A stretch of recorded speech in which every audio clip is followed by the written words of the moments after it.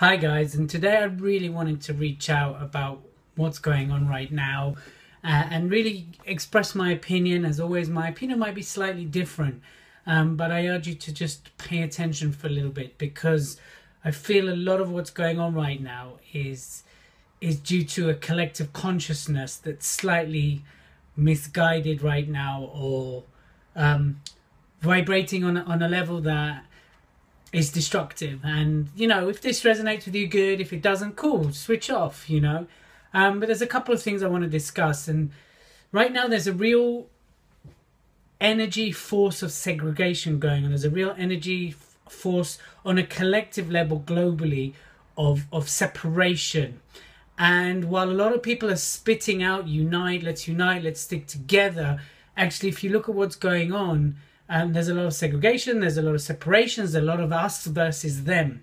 All you need to look at, and it's rippling through the planet. Even if you look at what happened a few weeks ago with the vote and Brexit, it very quickly became them and us. And then each side pointing the fingers, and each side totally labeling and giving labels to people that weren't absolutely right, although within that some people were of a label. It doesn't mean that 17 million people hold that label. I'm not going into the Brexit discussion, I'm using that as an example. So what happens is then people get their backs up, and it further sticks the wedge of separation. It becomes a them versus us. And then when it exploded even more, it just magnifies. And if you look what's going on across the planet right now, that's what's happening. Is there's lots of explosion, magnification of separation, and that's really concerning. That's really concerning, because the more it becomes us versus them, and I'm not talking about anything specific. Yes, there's lots of stuff in the media right now, which I'm going to address, but I'm talking about what's happening on a conscious level, what's happening on a global level. The moment it becomes us versus them, then there's a wall, there's a separation, then it becomes fingers pointing. One becomes better than the other, one becomes more hard done by the other, one becomes angrier than the other. So the key thing I said last few weeks, in terms of, let's say, the Brexit, I said what it magnified more than anything is the clear line of separation that's going on in the UK. If you look at what's going on in the world, there's clear lines of separations where one side is angry at the other, and therefore no one's talking. I'm not in any way justifying or taking sides here. I just want to give an objective point of view what's going on globally. If we're gonna resolve this, then our differences need to be discussed on an open global level. They need to be discussed in forums where people have the power to actually do something about it. There's nothing more frustrating than the isolation feeling that's going on right now for communities, for people generally.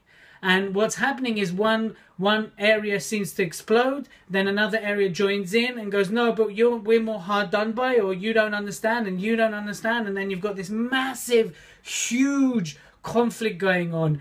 And the worst thing is the silent racism. It's the silent racism. It's not just about not speaking up. It's about certain, how can I articulate this? This is about the racism that's acceptable because it's subtle, and that is far more toxic right now than the explosive. And the explosive comes as a result of silence or lack of expression. And that, what I'm concerned about on a global level, is how much deeper this is going to go. This is going to go much, much deeper. And because I sit back and I observe, and I'm noticing it's going to start erupting, and it's going to erupt globally, and we can look at more and more separation unless we shift our collective consciousness, unless we completely take a new direction to become a force, unless we're able to discuss our differences and discuss our pain, discuss our hard done by in a collective manner that is listened to, right? Listened to on both sides. So the important part is to listen. We've got to really listen. Listen not just with our ears, listen with our hearts, listen with our souls, and listen in a way we've never listened before, on a global scale. And only then truly can the healing process begin. got to be heard. It's got to be heard at a deep level. It's got to be heard at a way that we've never listened before. Because right now, there's a lot of us versus them going on. And while that's going on, there is a segregated wall between us. This is not my belief system. This is not my projection. This is what I'm seeing. I sit back, I watch, I listen. It's become acceptable to attack people for their political views. It's become acceptable to discredit people because of the way they think. It's become acceptable to be silently racist, i.e., they believe in that, then therefore they're like this. And that is unacceptable. And that's a reflection of what's going on in the world right now. The other part is I urge you to really think and be cautious with things like Facebook, with things that you read. You know, the media and Facebook, you know, they generally have a whole notion, if it bleeds, it leads. They have a notion that if it's controversial, it gets higher ranking. I urge you to look at facts first before forming an opinion, before reacting. Yes, I would love it to be about real journalism.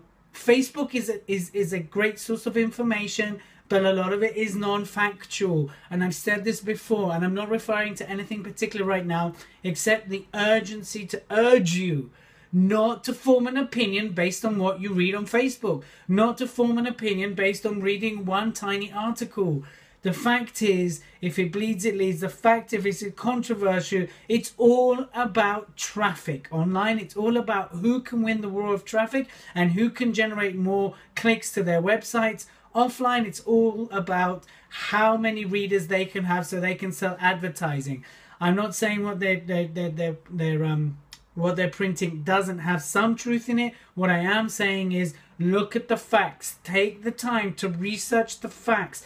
Take the time to look at what's behind it, what's going on, and what's the bigger picture at play here. Because a lot of us right now are forming opinions based on emotions and based on things that aren't real. Yes, and I see this time and time again. Facebook is not a source of truth. Yes, the media is not a source of truth. If I had £1 billion trillion pounds, I would sue every single media outlet out there for untruthful reporting, led by money, led by clicks and traffic versus leading the truth. So that's my message for today. I hope you take something from it, do something with it, open your ears, open your heart, open your soul to truly listen to what's going on out there. Peace.